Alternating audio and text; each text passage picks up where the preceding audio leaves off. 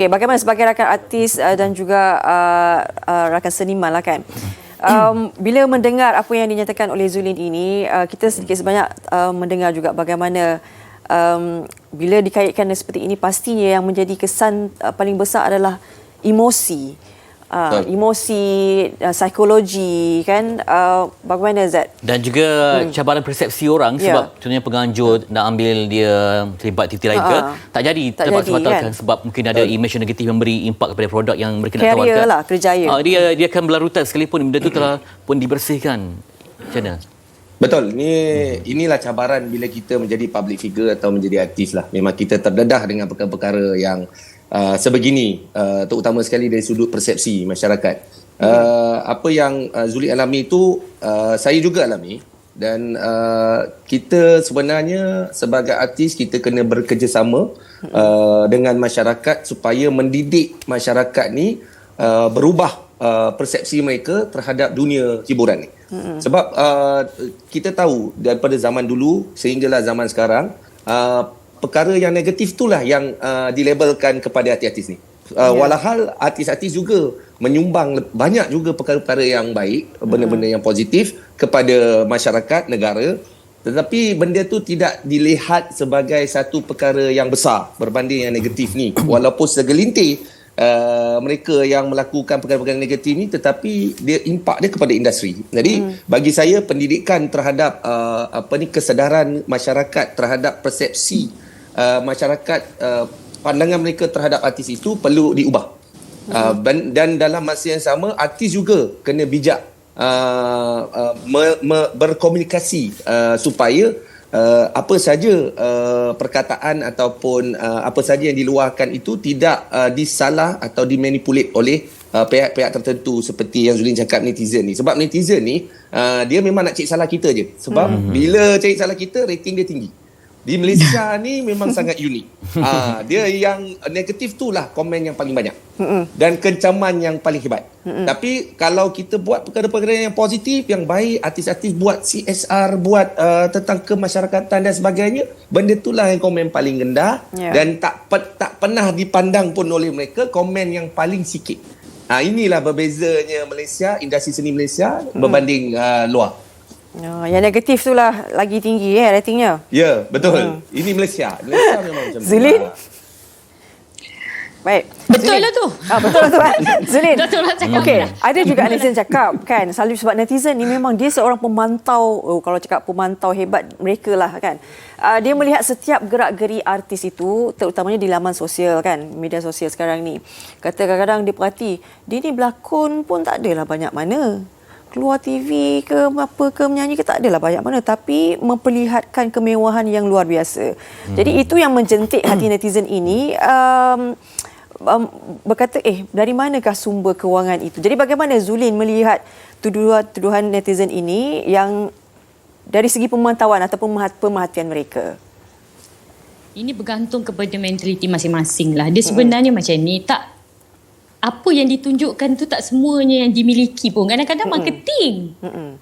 Kita kena faham, kadang-kadang marketing mungkin dia macam gini sebab dia nak tarik customer ke, nak tarik orang berniaga dengan dia ke, sebagainya.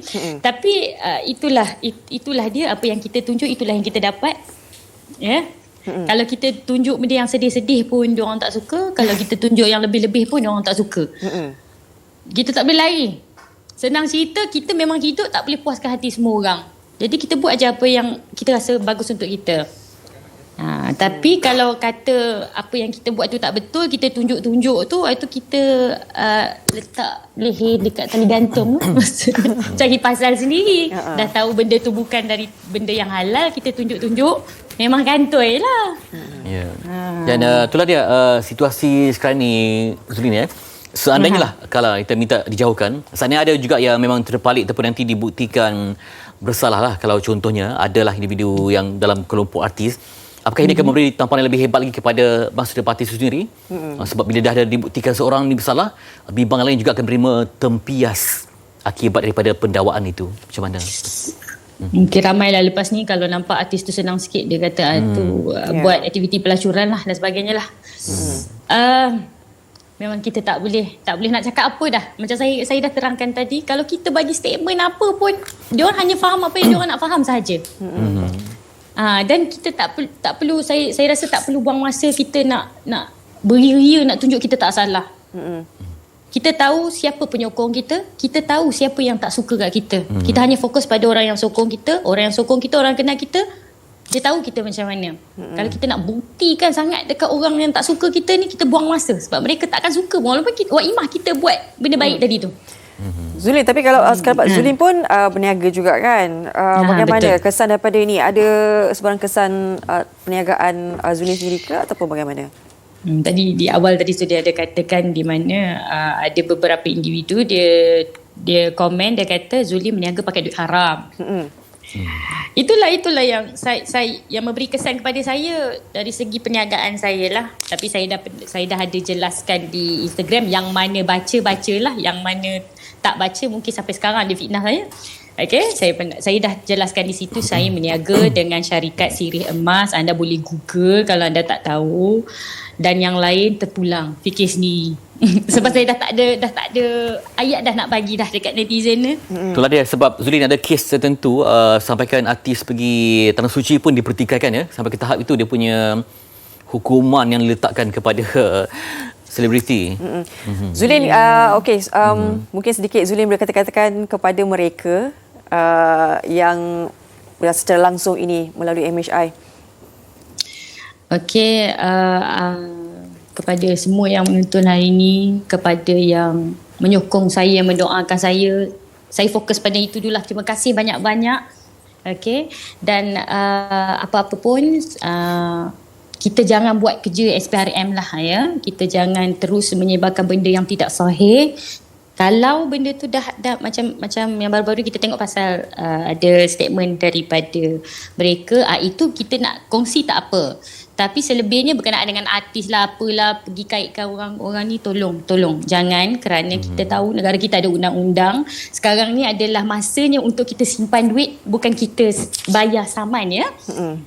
Dan saya percaya artis-artis tengah standby untuk menyaman sesiapa saja yang menuduh ni. Dan itu je lah pesanan daripada saya. Saya dah tak ada apa nak cakap. Kita pun masing-masing ada otak, ada akal fikiran. Fikirlah dengan waras. Kalau sayang diri, kita kena jaga mulut kita lah. Jaga jari kita.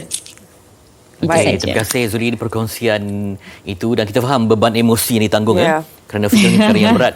Kerana fitnah juga ada satu Terus kuat, Zulin. pembunuhan jarak panjang sekalipun kita dah bersihkan, tapi masih lagi sisa tuduhan tu susah untuk kita bersihkan.